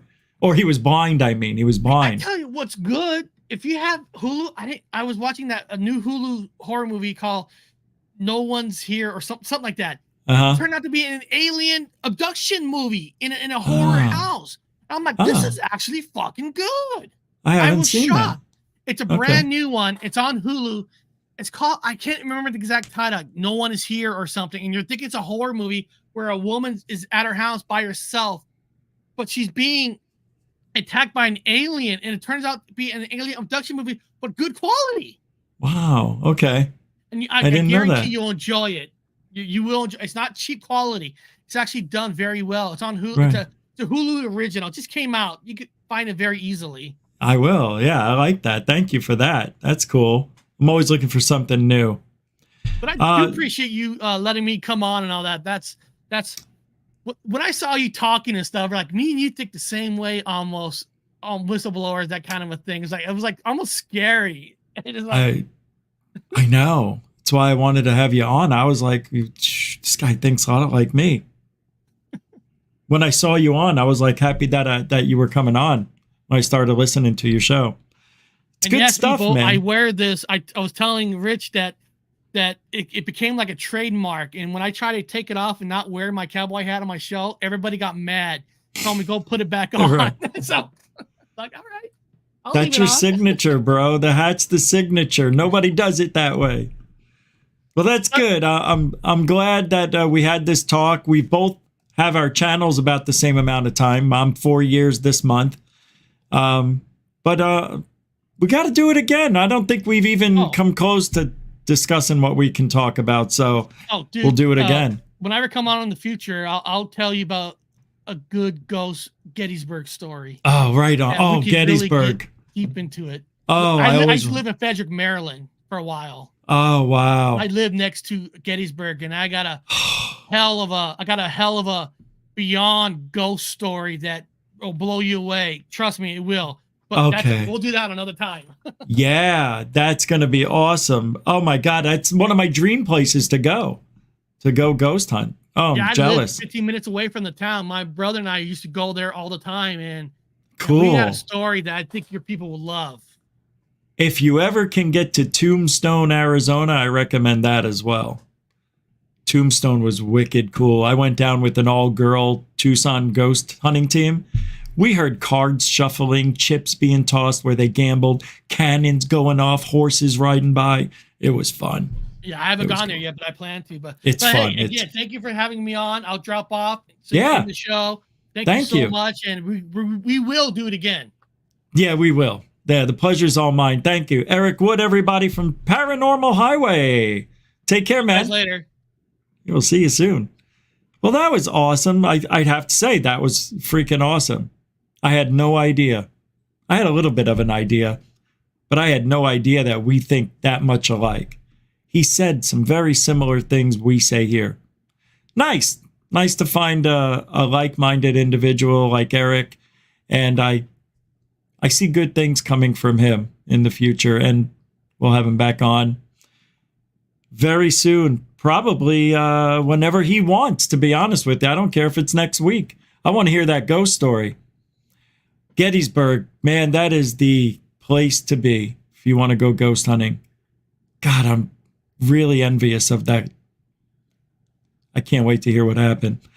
Well, we'll be back tomorrow. It's Thursday. I want to thank Jeanette for the £2, £2 super sticker at the beginning of the show. Mucho gusto. I put it up on the board, but that was our only support for tonight. So thank you for that, Jeanette. And everybody else, I appreciate your time. And we do it here every single night, except for Sunday. Truthology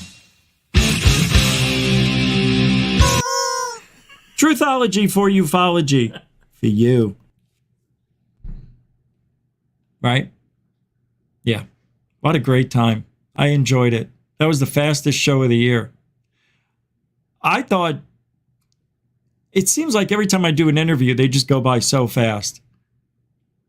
Yeah, it's because you're having a good time. He was good. Man, there's so many good. But where are they? Come to Goof On. Let's talk. Seriously, shoot the breeze. We'll do it again. All right. Be safe. All right. Be happy with yourself. Love yourself. And as always, AB, Alien Bless. Come on.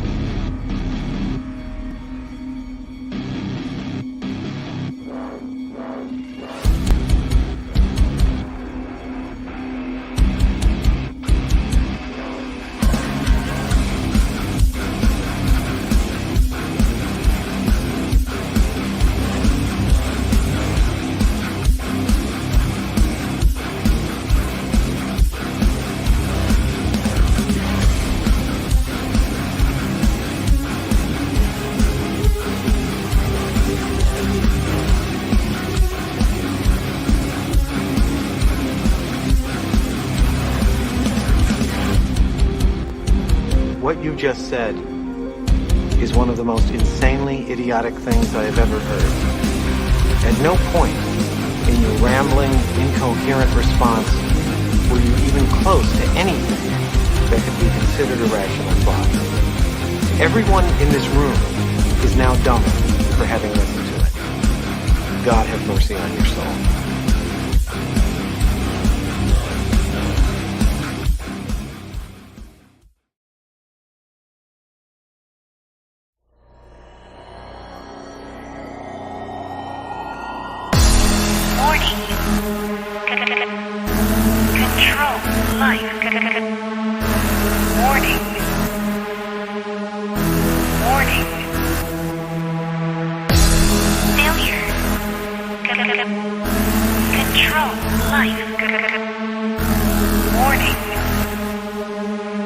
Unidentified flying objects.